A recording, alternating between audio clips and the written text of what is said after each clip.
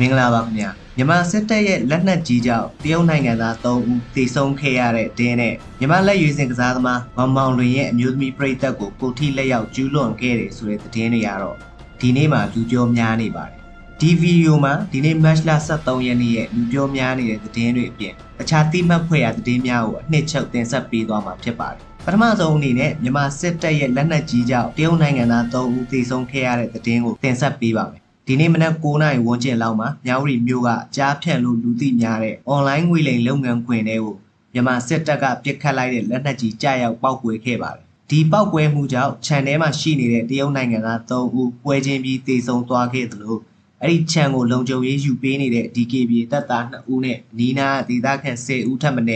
ဒဏ်ရာရရှိခဲ့ကြပါတယ်လက်ရှိမြောက်ရီမြို့ရဲ့မင်းလက်ပံနဲ့ဘလူးဘတ်တွေမှာ KNN ပူးပေါင်းတပ်တွေနဲ့စစ်ကောင်စီတပ်တွေကြားတိုက်ပွဲတွေပြင်းထန်နေတာပါဒီနေရာမှာမြေးစရာရှိတာကစစ်တပ်ကဘာလို့ဒီကြားဖြန့်ခြံဝင်းတွေကိုလက်နက်ကြီးပစ်ခတ်လိုက်တယ်လဲဆိုတာပါ KNN ကိုပြစ်ရင်မှားကြတာလားဒါမှမဟုတ်ရည်ရွယ်ချက်ရှိပစ်တာလားဆိုတာတော့အဖြေအတိအကျမထွက်သေးပါဘူးဒီနေရာမှာတခုတတိထားမိတာကဒီကြားဖြန့်ခြံတွေဟာ DKBA ပိုင်တဲ့ခြံတွေဖြစ်နေပါတယ်အရင်နှစ်တွေကထိုင်းတရုတ်နဲ့မြန်မာစစ်တပ်တို့ပူးပေါင်းပြီးကြားဖြန့်တွေကိုနှိမ်နှင်းမယ်လို့လောက်ပဲကြွေးကြော်ခဲ့ကြပါစီခုထိတော့ဒီလုပ်ငန်းတွေကနေဆက်မှာမြင့်မပြတ်ပဲရှိနေသေးဆိုတာဒီဖြစ်စဉ်ကသက်သေပြနေတယ်လို့ပါပဲနောက်ထပ်သတင်းတစ်ပုဒ်ကတော့အားကစားလောကမှာဟိုလီတကြော်ဖြစ်သွားတဲ့သတင်းပါပြီးခဲ့တဲ့မတ်လ10ရက်နေ့ကကစားခဲ့တဲ့ရေနာဘုံနဲ့ရန်ကုန် United ပွဲမှာလက်ရွေးစင်ကစားသမားမောင်လွင်ဟာပွဲကြီးစဉ်ကအမျိုးသမီးပရိသတ်2ဦးကိုထိလက်ရောက်သွားရောက်ကျူးလွန်ခဲ့ပါတယ်ဒါနဲ့ပတ်သက်ပြီးဒီနေ့မတ်လ23ရက်နေ့မှာမြန်မာနိုင်ငံဘောလုံးဖွဲ့ချုပ်ကတော့သူ့ကိုပွဲပယ်6လနဲ့ဒဏ်ငွေ330ချမှတ်လိုက်ပါတယ်တကယ်တော့ဘောလုံးစီးမြင့်ရပြည်သက်ကိုကိုထိလက်ရောက်လုပ်ရင်ကွင်းထဲတဲ့အနီးကပ်ပြထုတ်ရမှာပါဒါပေမဲ့အဲ့ဒီတော့မောင်လွင်ကိုစက်ကစားခွင့်ပေးထားခဲ့လို့အဖွဲ့ချုပ်ကလည်းဒီကိစ္စကိုဖုံဖိလုပ်ဖို့စ조사ခဲ့ပါသေးတယ်အခုတော့လူမှုကွန်ရက်မှာဝေဖန်မှုတွေအများများလာလို့ဒါဒီပြစ်ဒဏ်ကိုချပြလိုက်တာလို့အများကယူဆနေကြပါတယ်။မောင်လွင်ဟာထိုင်းလိ1က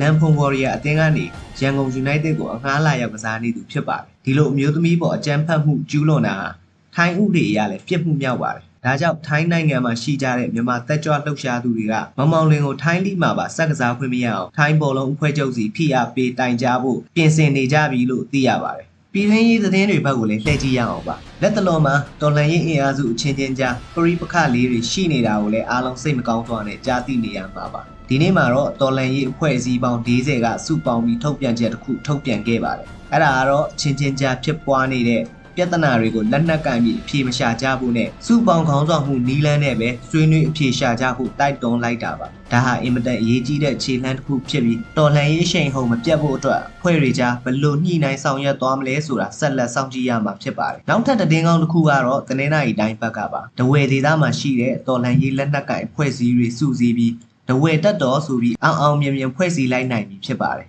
ဒီလိုစုစည်းနိုင်မှုအတွက်2025ခုနှစ်ကတည်းကဒေတာအတွင်းအဖွဲ့တွေကြားတိုင်ပင်ညှိနှိုင်းခဲ့ကြတာဖြစ်ပြီးအခုဆိုရင်တော့စနစ်တကျနဲ့စစ်အာဏာရှင်ကိုပုံမထိရောက်စွာတိုက်ပွဲဝင်သွားနိုင်တော့မှာဖြစ်ပါတယ်။နောက်ဆုံးသတင်းအနေနဲ့ကတော့စစ်ကောင်စီရဲ့ရက်စက်မှုကပိုးလူကိုယ်တော်ပြန်မှားတတ်မိတဲ့ဖြစ်စဉ်မှာပြီးခဲ့တဲ့သတင်းတွေနေ့ကအမ်းမြို့နယ်အတွင်းမှာစစ်ကောင်စီတပ်ကလေကြောင်းကနေဘုံကျဲတိုက်ခိုက်ခဲ့ပါတယ်။အဲ့ဒီတိုက်ခိုက်မှုကြောင့်အာရခတပ်တော် AA ကစစ်တုပ်ပန်းအဖြစ်ဖမ်းဆီးထားတဲ့စစ်ကောင်စီရဲ့စစ်ဆရာဝန်ဗိုလ်ကြီး2ဦးသေဆုံးသွားပြီးနောက်ထပ်ဗိုလ်ကြီး2ဦးလည်းဒဏ်ရာပြင်းထန်စွာရရှိတယ်လို့သိရပါတယ်။ AA ဘက်ကတော့သူတို့ကိုလူသားဆန်စွာထိန်းသိမ်းထားပေမဲ့မိမိတို့စစ်တပ်ရဲ့ဘုံနဲ့ကြောင့်ပဲအသက်ဆုံးရှုံးခဲ့ရတာ